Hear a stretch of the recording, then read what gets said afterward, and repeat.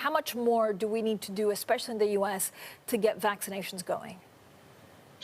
Well, we need to do it in two dimensions. We have still in many places the need for mass vaccination sites, the importance of setting up efficient places that people can go and thousands of doses can be delivered every day. And we also really need to build the muscle of outreach and really finding people in communities who need vaccination, who might not get in a big line to go to a mass vaccine site, might not have internet access to sign up, but are really in harm's way from the virus. And we really do see signs of that right now. And we certainly, for the first time, are really seeing national leadership in getting that set up.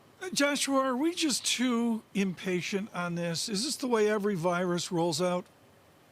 Well, expectation management is very challenging. Yeah. I recall back for H1N1 when some people were saying we'll get vaccine at the beginning of October, and it wound up at the end of October. And those were 4 very long weeks as people were saying, where's the vaccine? You said the beginning of October.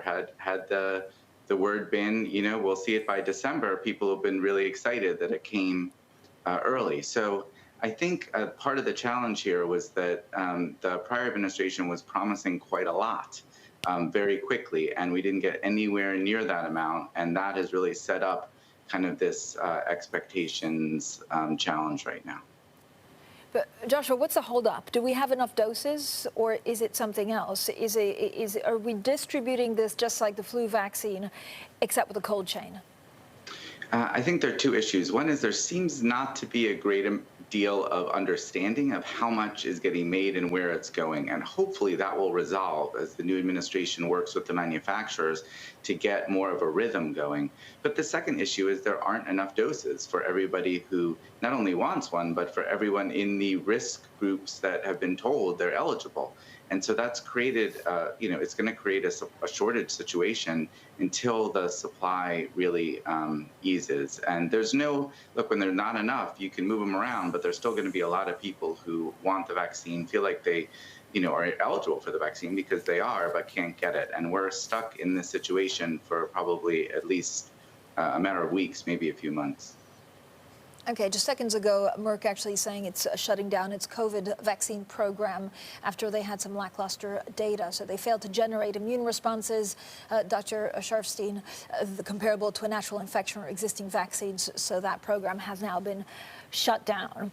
What's the UK model is basically vaccinating as many people as you can with the first dose in the hope of some kind of protection. What does the science behind that tell us? Well, the best science is based on the clinical studies that show this tremendous 95% effectiveness with 2 doses. That's really what the science shows. Everything else is a presumption.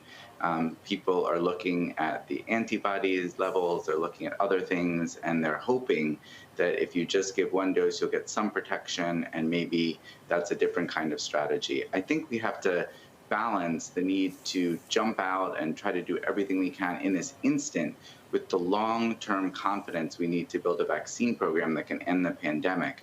And my concern with saying, well, we know the science is 95%, but let's try this other thing, is that could undermine the long-term, well, we are using science here to defeat the virus.